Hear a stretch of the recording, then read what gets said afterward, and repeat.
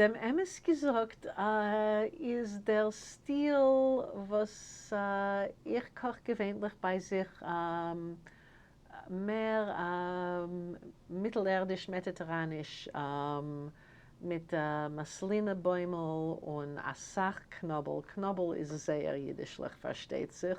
Und Grinzen und ich backe Asach Schokoladedesserten.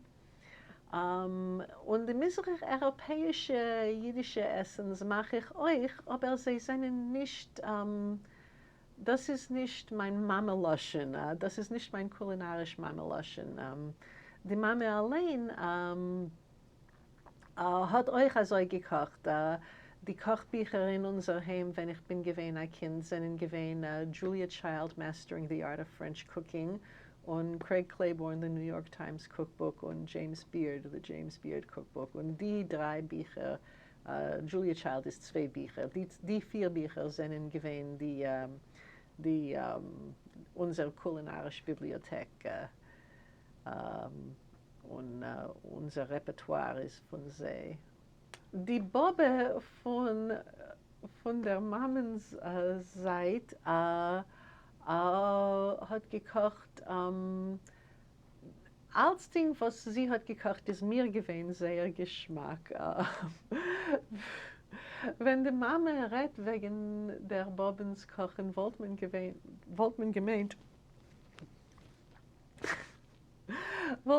das ist nicht gewesen so wunderlich.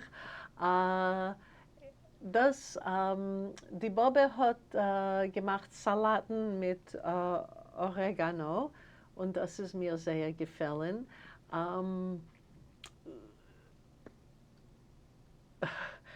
Ich will sagen eine Sache, was die Mama hat gesagt, weil das hat euch zu tun mit Transmission und Rezepten.